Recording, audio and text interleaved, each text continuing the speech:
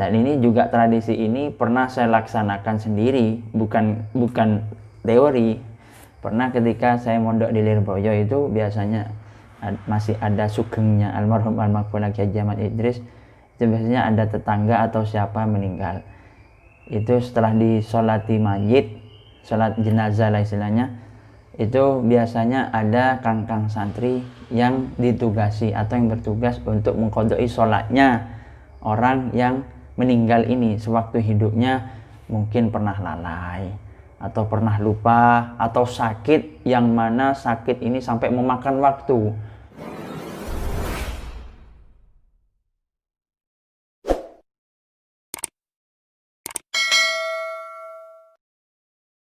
Assalamualaikum warahmatullahi wabarakatuh. Alhamdulillahirabbil alamin.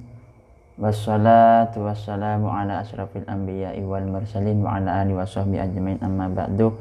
Baik, pada pagi hari ini, kesempatan kali ini sengaja mari kita sama-sama membahas fikih, terutama ini babnya fikih yang sekarang ini terutama bagi para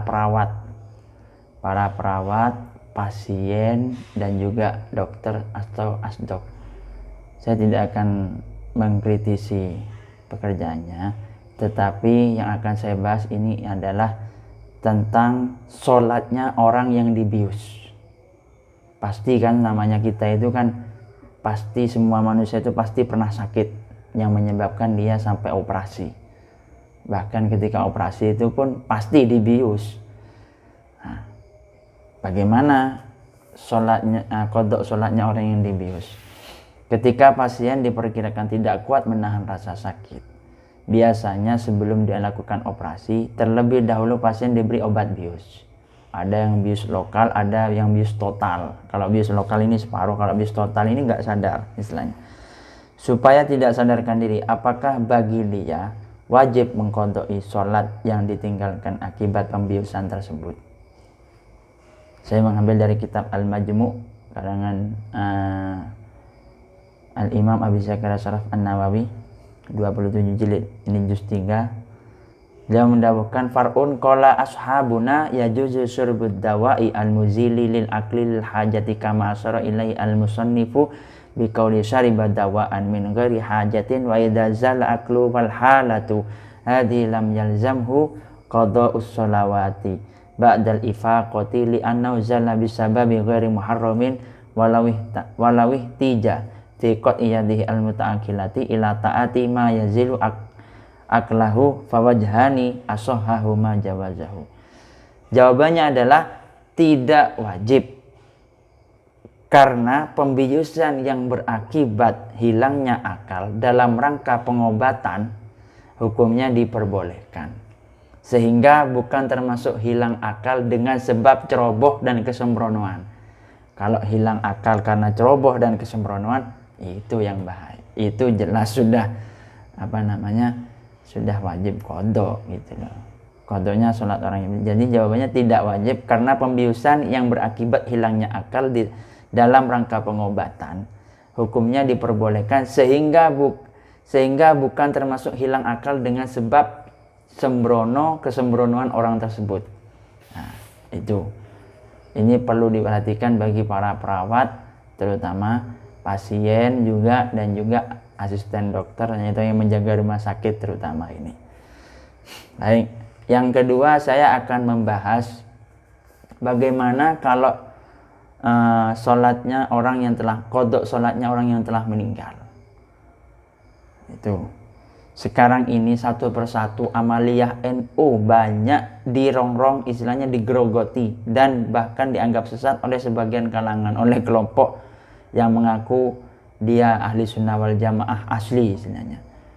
Oleh karenanya, jika saya dan sampean ini sebagai tumpuan masyarakat tidak segera bertindak, maka virus tersebut lambat laun akan menyebar di kalangan masyarakat awam. Di antara tradisi yang paling disorot oleh mereka adalah mengqodoi sholatnya orang mati. Bagaimana mengqodoi sholatnya orang mati? Ya, ini perlu kita bahas, penting juga ini. mengkodoi sholatnya orang yang sudah meninggal dan pada waktu hidupnya dia belum sempat untuk mengkodoinya, mengganti. Mengkodoi ini kan dalam artian menunaikan ibadah sholat tapi di luar waktu sholat tersebut, ketika dia ketika dia akan nisyan, lupa atau lalai, atau karena kesibukan pekerjaan, dikarenakan sakit juga, atau bepergian, atau dan sebagainya. Bolehkah mengkodok sholatnya orang yang sudah meninggal? Dan apakah ada dalilnya? Ada. Ini saya bacakan. Hadisnya Inna Abdullah bin Umar. Abdullah bin Umar ini adalah salah satu sahabat yang mana putra daripada Sayyidina Umar bin Khattab. Anhuma amara imra'atan ja'alat ummuha ala nafsiha sholatan bi Quba'ah. Yakni thumma matat faqala sholli anha. Sesungguhnya Abdullah ibnu Umar memerintahkan perempuan yang ibunya pernah bernadar sholat di Kuba. Lantas ibunya itu meninggal sebelum sempat melaksanakan nadarnya untuk sholat di Masjid Kuba. Lalu Ibnu Umar, Abdullah bin Umar maksudnya, berkata kepada perempuan itu, lakukanlah sholat untuk mengqadai sholat ibumu itu. Itu hadis riwayat Al-Bukhari. Kalau dalam referensi kitab pesantrennya, ini saya ambil dari I'anatul Talibin. Ini I'anatul Talibin juz 1, kalau di sini halaman 41. Faidatun man mata wa alaihi sholata fala qada'a wala fidyata. Wa fi kulli jam'i mujtahidina annaha tuqda anhu li khabaril Bukhari wa ghairihi. Wa min thamma ikhtarahu jam'u min a'immatina. Wa fa'ala bi as-subki an ba'di aqaribihi wa naqla Ibnu Burhan anil qadim annahu yalzamul wali in khalafa tarqatan ayyusalli anhu kasaum wa fi wajin alai katsiruna min ashabina annahu yatamu an kulli sholatin muddan. Nah, itu jawabannya. Bagaimana jawabannya? Jawabannya menurut sebagian ulama hukumnya boleh, sedangkan di antara dalil yang mendasarinya tadi itu sudah boleh mengqadai sholat orang yang sudah meninggal. Dan ini juga tradisi ini pernah saya laksanakan sendiri, bukan teori. Pernah ketika saya mondok di Lirboyo itu biasanya masih ada sugengnya almarhum almarhum Kiai Ahmad Idris. Itu biasanya ada tetangga atau siapa meninggal. Itu setelah disolati mayit, sholat jenazah lah istilahnya, itu biasanya ada kangkang santri yang ditugasi atau yang bertugas untuk mengqadai sholatnya orang yang meninggal ini sewaktu hidupnya, mungkin pernah lalai atau pernah lupa atau sakit, yang mana sakit ini sampai memakan waktu yang seharusnya yurja buru'uhu, diharapkan kesembuhannya, tapi ini kok tambah lama menurun kesehatannya, itu sehingga menyebabkan dia meninggal. Itu jadi mengqadha sholatnya orang yang telah meninggal itu boleh. Itu yang nggak boleh Anda jarang sholat, nggak pernah sholat sama sekali, apalagi yang namanya sholat subuh. Sholat subuh itu miftahur rizki, itu membuka rezeki.